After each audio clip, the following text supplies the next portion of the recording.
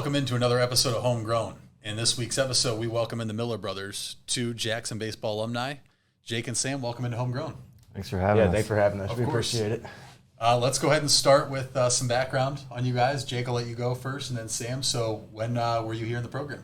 Yeah, so my name is Jake Miller, and I played for baseball for Jackson from 2011 to 2014. Okay. I graduated in 2016. All right. And so Jake, we'll start with you, and then Sam will incorporate you. But Jake, you guys were both on that team that won states. Yeah. But Jake, that 2014 team was the one that kind of set the standard all of a sudden and started this huge run of what we'll say is dominance when us players talk.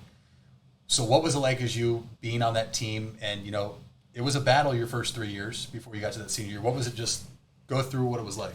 I mean, it was pretty much the ultimate reward for all the hard work growing up and in high school.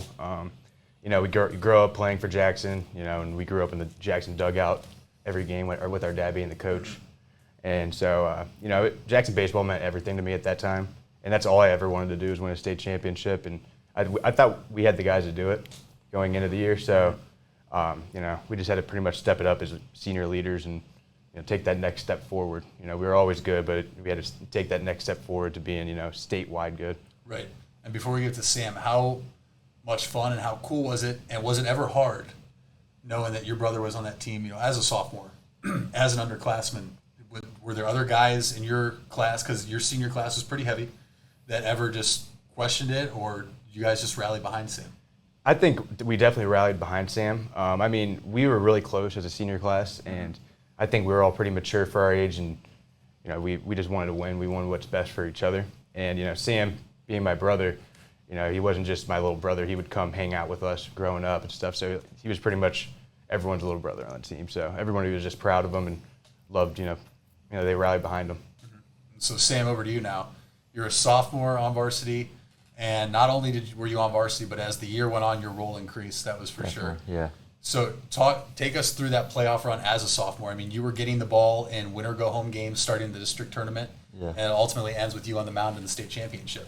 So how did that feel for you as a sophomore? And then how cool was it to send your brother off the right way as a senior and win the state championship? It felt really good. I mean, I went into that whole playoff run not knowing really what my role. I asked. It was a banquet, and I was a reliever all year, and I asked Gamble, went up to him and asked him if I could start a game. And so I started against McKinley that following week. First pitch, I gave up a home run, so I was like kind of, a little nervous after that. And then I had a couple scoreless innings after that, and from there on out, I ended up being a starter. Tim started the first game against Louisville. So, and then in the district final, I definitely was a little nervous, but I'm more of a relaxed person, so I just stuck in there, and that was actually the best game that I threw the whole playoffs. And then as it went on, I got more relaxed after that first start. I feel like as the teams got better, the more relaxed I got. It's kind of weird, but I just got used to it, and it was a fun time. I mean, winning with him was extra special. We've been through a lot together throughout life, and then just to be able to hug each other after that it was just amazing. And from the beginning, I knew from that team, just watching them grow up. I didn't play with them, but I watched them, and I knew they had talent, and I had never doubted it at all. And we played together, and there was rough patches in the middle, but at the end, I mean, we just brought it together and got the championship. It was a great thing. You guys ended with a dog pile, and that's what Coach Gamble, talks about the most, is you want to end the season with a dog pile. Right, especially after losing at home in the tournament the year before. Kind of put a chip on our shoulder. So right, and so Sam, will go back to it now because you guys win states. Jake leaves, and 15. We come into the season. You have a bullseye on your back, not really knowing what to expect because you lose. I believe your class was at least 12 guys. As seniors, so you lose a huge chunk of what was there. Talk about. I mean, you came in and even as a junior, then were leaned on heavily from even the senior class and then juniors and sophomores on varsity. How did you feel with that kind of pressure? And, maybe not expectations because we didn't know what to expect as a team yet. But, I mean, was it hard for you to come in with that kind of pressure? I think, individually, just having such a big role the year before and then having to kind of try to repeat that or do better the next year. But I feel like the pressure as far as the team, I didn't really expect as much from that team that I did the year before. So at the end of the year when we did lose, I mean, I was happy with the season that we did have. I mean, I was upset that we lost and everything because we became brothers throughout the year. And but as far as like individually, I felt a little pressure, but my role completely changed on the team. As far as the first game, I got hit by a line drive and couldn't pitch for a while. So I just pretty much focused on hitting. And it was really fun and relaxing to just get out there and play every day. Sophomore year, I started out, I hit a little bit, but I focused on pitching mostly. But junior year, it was a lot of fun just going out there and playing every day. Right.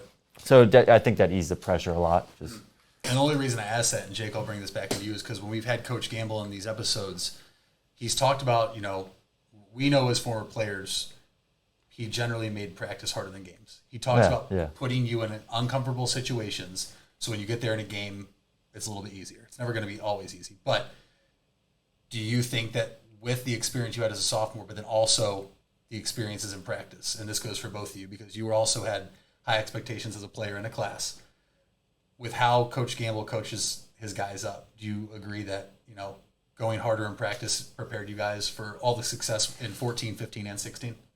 Oh, yeah, absolutely. I mean, I think that's the key. Make you feel uncomfortable, and then everybody was just losing during games, Nobody's nervous. Everybody's just excited to get out there and ball, And that's why I think that was a big thing with our 14 class because, we had to do stuff.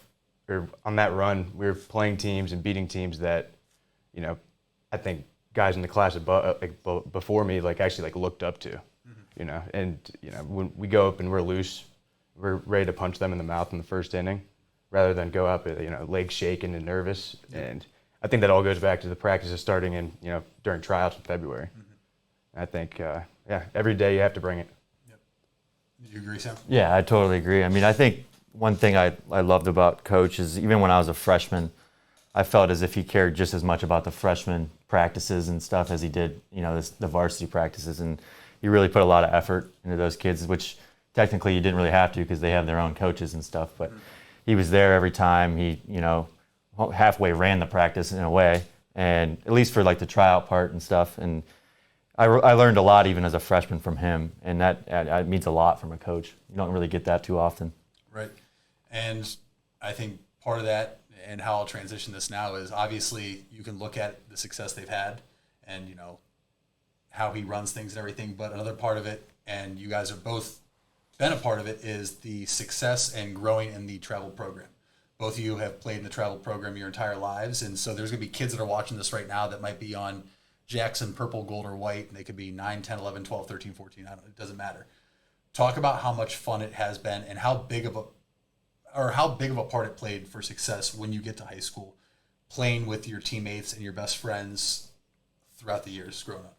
Absolutely. I think when you're growing up, it's important to play with your friends, just in general. You're supposed to have fun. Going out and playing for some team that lives an hour away. You're not going to enjoy growing up playing ball. So I mean, I think that's part of it. But not only that, but once you get to the high school level, everything means more when you're playing with guys that you played with your whole life.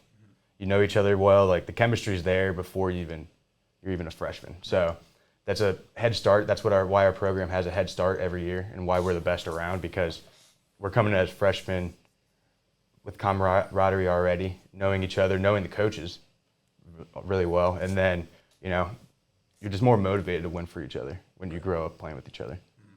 And so did you feel that same way? I know you guys played with different kids growing up, but you obviously saw who Jake played with, but come 15, 16, we were playing together. You played, our class was 14 guys. So, right. I mean, big part of the success, you'd say? I mean, it was the best time of my life playing travel for Jackson. I mean, even the kids from the white and gold, technically A and B, however they do it, some of those kids played a big role later in senior, they developed a little late and whatever, got coached up. And I think that says a lot about Jackson baseball. It's guys like Glenn Richardson, Christian, even Cobb, and I can't even think of any more guys right now, but those guys all got coached up in high school and became great players, and you never would have thought they would be in that position back when they were on the white team or gold team or whatever. And I think that says a lot about Coach Gamble and how he runs the travel program. Absolutely. And another thing I want to touch on, because you guys are both part of it, is accepting roles. Okay. You had a huge senior class. We had a huge senior class. And as we know, you can only put 9 guys on the field at once. So, like I said, you guys had at least 12. I think we had 14 seniors. You guys played often. You guys were key, components of the runs. But how big and challenging is it at times knowing that sometimes you're going to have to accept your role, whether it's maybe you're struggling, you're getting pulled for a pinch hit, or maybe you're getting put in to get a pinch hit in a clutch spot. How big was it as a team to accept that? Because I think right now that's something that some of these kids, maybe with that lost 2020 season, didn't get to see, and now you're not questioning coach, because there's really nothing to question. His success and the standard he set here speaks for itself. But as you guys, like I said, how big of a challenge is it? But then how rewarding is it to accept your role? I think it's important that everybody does in order for the team to be successful. If you're starting the game on the bench, you got to be ready to go in. Mm-hmm. And if you get taken out, you got to root for the guy that just came in for you. Or otherwise, you're not going to be successful as a team. I think in 2014 was a perfect example of that. It's like our team, like Kyle Motice, for example, was at shortstop at the beginning of the year, and we knew he was a great shortstop. Started struggling a little bit, so got moved to second base, and he was upset about that. But then he overcame it and, was one of the best players on the team all year long. Played great at second base. And even myself, I started playing in left field a little bit, and then I just completely stopped hitting, and it took a toll on me for not having like that everyday rule for a little while. And then I stayed with it, and then I ended up having a big role. And then like a guy like Mike McCann, who played second base all year, got moved to right field. At first, again, was upset with it, was in his head, and then figured it out and made huge plays in the playoffs for us. So it's all about just staying with it and, figuring it out. And yeah. And it's not just, tough. I think everybody needs to rally around the people that, if somebody does get pinch hit for, keep your head up. You'll get another chance. Especially in high school, you get another chance to go back in, I think, right? Yeah, you do. You can be pinch hit for, and the next thing you know, you're going right back into the game. Yeah, it's just part of the game. It's what the coaches think's best in that situation, and if you just got to accept it and move forward. Mm-hmm. Absolutely. Another guy would like Bo Wiley. He probably expected to have a bigger role, but he was pretty much our designated pinch hitter. And every time he came to the plate, he brought in a good at bat and had the energy on the bench and everything. And he just was a great guy to have on the team for sure. He definitely brought the energy. Yeah, he did. Before we wrap up here, I just want to ask you guys both.